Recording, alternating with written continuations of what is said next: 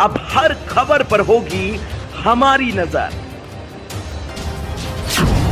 पल पल बदलती देश और दुनिया की हर खबर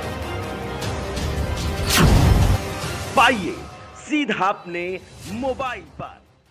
नमस्कार, मैं अमित कश्यप और आप देख रहे हैं हंगामा टाइम्स। तमाम उत्तर प्रदेश की बड़ी खबरों को देखने के लिए अब वन स्टॉप हंगामा टाइम्स को सब्सक्राइब करें, बेल आइकन दबा लें ताकि सबसे पहले ताज़ा अपडेट पहुंचे आपके पास। नमस्कार, मैं विक्रम और आप देख रहे हैं हंगामा टाइम्स न्यूज़। ओबीसी आरक्षण को लेकर लगातार सियासत हो रही है। निकाय चुनाव पर बड़ा सवाल है कि आखिर भाजपा क्या ओबीसी के साथ है। इन सब को लेकर अखिल भारतीय ओबीसी महासभा ने आज एक प्रेस वार्ता का आयोजन किया था राजधानी के गोमती नगर में। हमारे साथ इस वक्त मौजूद हैं संगठन के लोग, देवेंद्र प्रताप जी, जिनसे हम जानते हैं कि आखिर किस तरह का आरोप मौजूदा सरकार पर वो लगा रहे हैं। सर, निकाय चुनाव को लेकर आरक्षण में जो सरकार की ओर से कहा गया कि वो पिछड़ों के साथ है, किस तरह से ओबीसी महासभा देख रही है?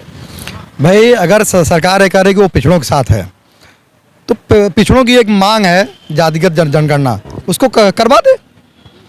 उसको करवा करके अनुपात में पिछड़ों का अधिकार पिछड़ों को दे दे बस। लेकिन सरकार इसको थाली में रखे लड्डू के तरीके देख रही है कि दो उनको दे दिया, दो उनको दे दिया, दो देवेंद्र जी को दे दिया, 5 विक्रम जी को दे दिया। ये तो संवैधानिक चीज़ है ना, अधिकार।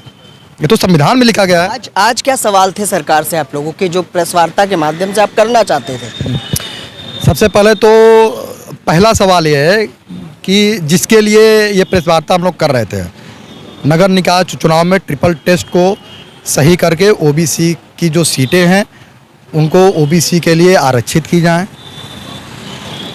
और आगे आने वाली ऐसी परिस्थिति न हो कि इसका भी निर्धारण किया जाए, और ये केवल जातिगत जनगणना से ही हो सकता है। सरकार तो बोल रही है कि हम अब पिछड़ों के साथ हैं। क्यों ये नहीं लगता आपको कि पिछड़ों का साथ सरकार दे रही है? अरे देती तो ये स्थिति होती। कहने में क्या जा रहा है? ओबीसी वर्ग से ही, ओबीसी कैटेगरी से ही डिप्टी सीएम आते हैं केशव प्रसाद मौर्य, वो भी इस पर चुप है। चुप तो रहेंगे ही रहेंगे, उनके ऊपर आरएसएस का डंडा है। वो कुछ बोल देंगे तो निकाल बाहर के किया जाएगा। किस मंत्री की हैसियत है? मैं आज मंत्रियों पर सवाल उठा रहा हूँ। किस मंत्री की बोलने की हैसियत है ओबीसी अधिकार पे ले करके? AK शर्मा ने तो कहा। क्या कहा? कि हम ओबीसी के साथ हैं, हम सुप्रीम कोर्ट जाएंगे। कोई बात नहीं। अरे भाई, सुप्रीम कोर्ट के क्यों जाओगे आप? क्या हाई कोर्ट राह चलता आदमी है? भाई, हाई कोर्ट भी तो एक न्यायालय है, उत्तर प्रदेश का उच्च न्यायालय है। क्या वो ऐसी फैसला दे देता है? चुनाव, क्या लगता है चुनाव किस आधार पे हो जाने चाहिए थे अब तक? चुनाव ट्रिपल टेस्ट करा करके ओबीसी का जो अधिकार है, ओबीसी की जो सीटें आरक्षित की गई हैं उसको ओबीसी को दिया जाए, और जो एससी की सीटें हैं उसको एससी को दिया जाए। ये हमारा मांग है। अच्छा देवेंद्र जी, अगर ये मांगे नहीं पूरी होती हैं मौजूदा कार्यकाल में, जो 6 महीने की बात कही जा रही है कि 6 महीने के अंतराल में चुनाव को संपन्न करा लिया जाएगा ओबीसी आरक्षण के साथ, नहीं होती है तो क्या करेगी अखिल भारतीय ओबीसी महासभा?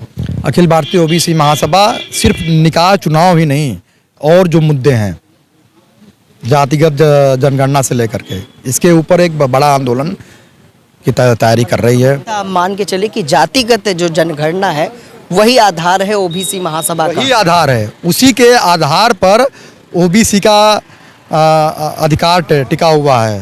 ओबीसी का जो भी आरक्षण का अधिकार है, ओबीसी की जो मांगे हैं जातिगत जनगणना से ही पूरी हो सकती हैं। चलिए सर, बहुत धन्यवाद बात करने के लिए।